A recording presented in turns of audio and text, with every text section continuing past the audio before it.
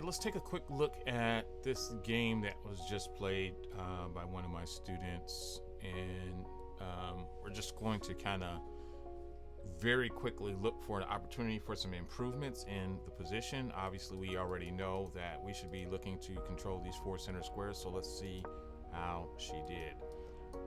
So far, so good. Move 1 looking great. Looks good. Looks good. Castle, beautiful. Absolutely beautiful. This move is suspicious, in my opinion. Not something that I would recommend. King safety is most important, so since white has castled, we should be looking for ways to attack this king, especially since the king is still a few moves from being able to get out of the center. So what did she do? There's a couple moves that you can be playing here. C3 is definitely one of them. Knight C3, possibly rook E1.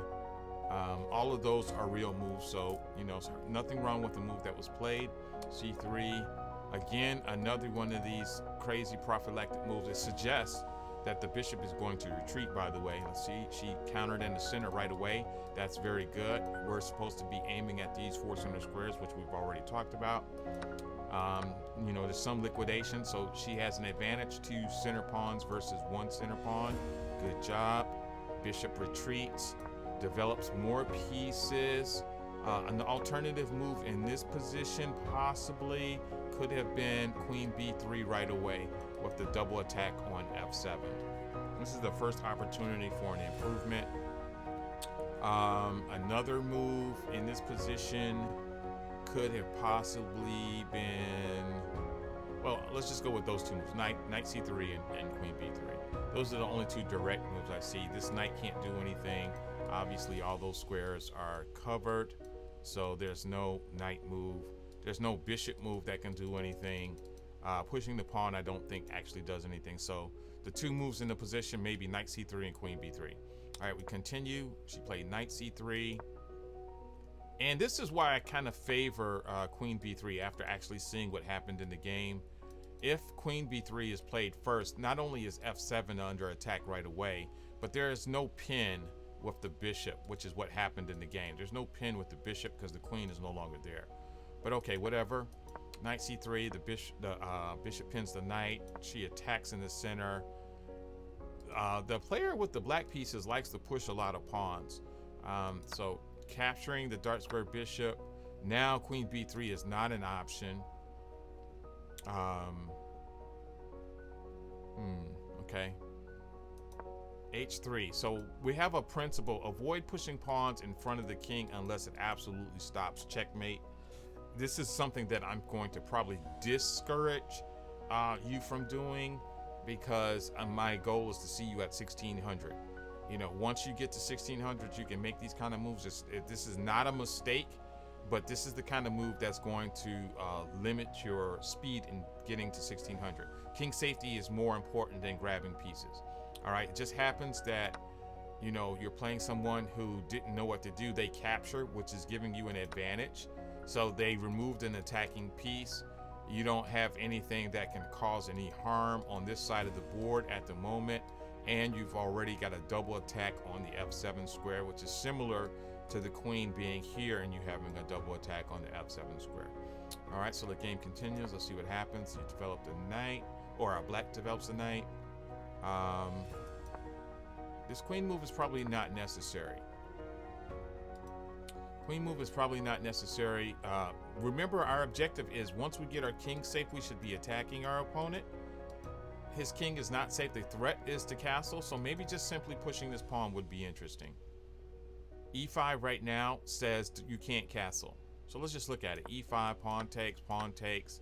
If the knight jumps here, we just keep taking, capture, capture, capture, capture, capture. He's castling, and we have the advantage. There's another variation. Let me think here. Queen g3 also is annoying in this position, slowing down the castling. You're obviously attacking the g7 square. He doesn't have time for this kind of stuff. The rook is hanging. We're also on the f7 square.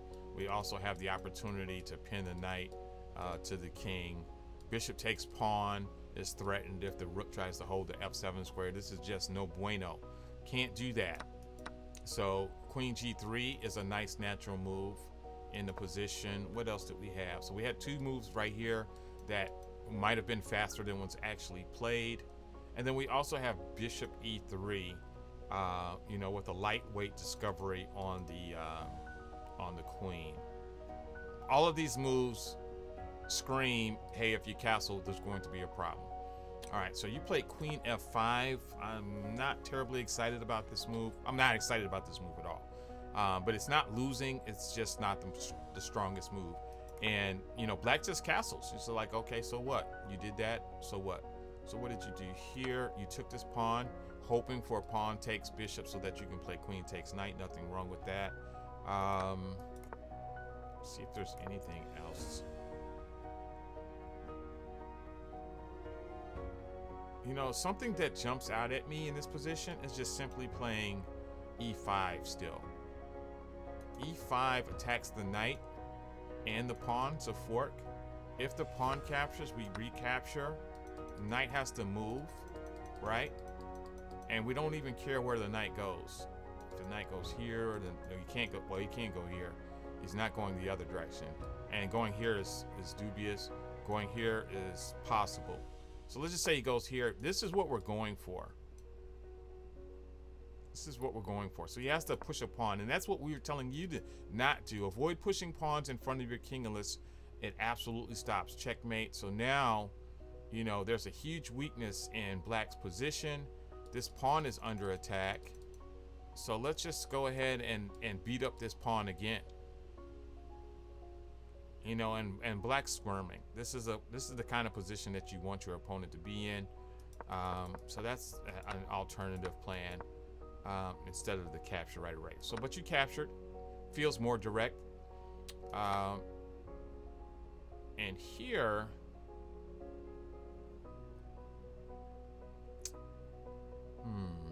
is there a way to knock this guy out? Can you still play e5? All right, so obviously pawn takes bishop is running into queen takes knight. But with this latest queen capture, it's protecting the knight, so the bishop is really under attack. And then we have the extra bonus of our bishop being under attack. So a move in this position that would have been interesting could have been e5. If he takes the bishop, you take the knight. If he takes, let's take those off. If he takes the bishop, you take the knight.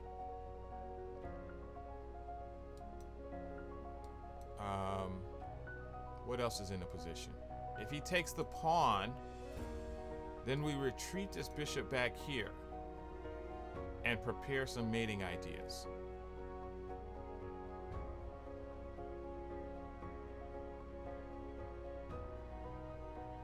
What else could happen?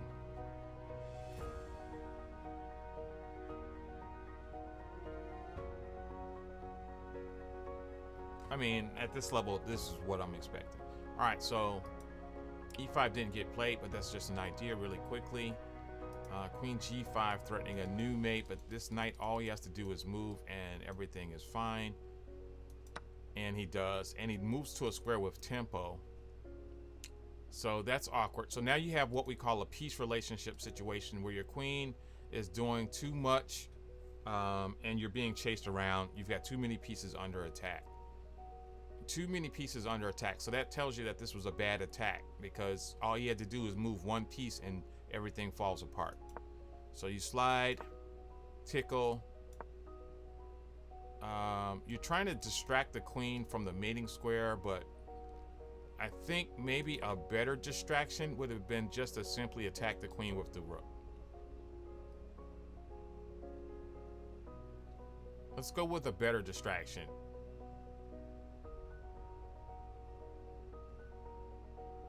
That would make more sense to me. Just simply moving the bishop is not even relevant anymore. But okay, we continue. You move the bishop. He just pushes a pawn. You slide back in. Now here, he didn't have to do this. This knight move was totally unnecessary. He could have hit you with queen here now. The knight move was not necessary. Now, obviously, I think you saw that rook here fails to checkmate. because the queen's connection will be disconnected. So there is no threat of rook f6. It is only queen f6 that is being threatened. So let's see what happened in the game. Knight d2, weird move. Doesn't actually do anything. Bishop. Okay, now you choose to move the rook. This is not relevant. Maybe just take the pawn? I think I just take this pawn.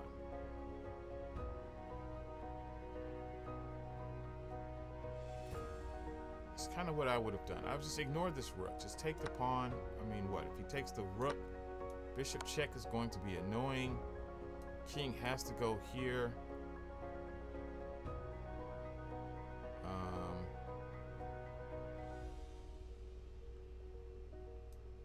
I can play rook takes now. I mean, what? What are we doing?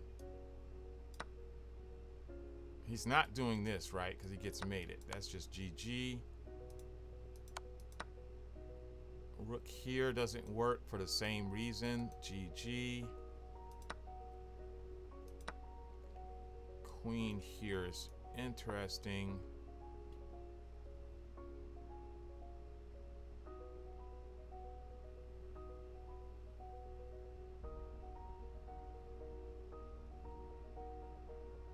Oh, queen here. We have to no. Bishop takes pawn check. I think we got to go with check. I think we got to go with check. He has to take with the queen, and then queen h5 check, and the king has to block. And I think we may draw. Is this a draw? Queen here and then queen here. King can't move, has to just go back and forth. You can at least draw this. All right, so anyway, back to the actual game. FD1 grabs a pawn, which is not relevant. Rook takes knight, takes the rook on push. We want this queen off of this diagonal. That's what we're trying to get. So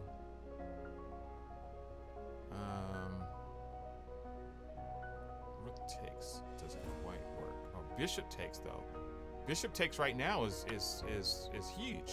There's your win right there. You're up a piece. Just play bishop takes right now. You're up a piece. All right, so we continue. Queen retreats, capture, capture. Still have bishop takes knight. Bishop takes knight is still here. Let's see what you played. You attack the rook. Okay, not terrible as long as you grab this knight in the immediate future. Oh no, just grab the knight. He attacks your rook. I mean your bishop, just grab the knight. Just grab it. That's what made it complicated. So now the knight's escaping and he has his two pieces and you have your two pieces. All right, so that made it more complicated. That's advantage black now. You have no central control and you're missing all these pawns. So you needed that piece. All right, you trade. Look at the pawn chain. He's got 1, 2, 3, 4, 5 to 1. 5 to 1. This is why you're uncomfortable. You needed that piece. All right, let's continue. He gave a piece away. Welcome back. You're still in trouble. 2 connected pawns beat a rook. He's got 5. All right, so let's just see. He's separating. This might be interesting. See what you did. Push on the rook, okay. There's nothing wrong with that. Capturing the free pawn would have been good here. Just simply taking the free pawn. Okay. This guy has nowhere to go. You might have to give material back if you're not careful. You attack the rook, he slides, you push the pawn, okay. He's threatening queen on you, you check him, and mate. Very good. Very good. In the end, you still found a way to get on this king. Notice that the king has no defenders. That was awesome, but you're a little precarious. So yes, I could see reason for concern, but at the end, you still pulled it off, so GG.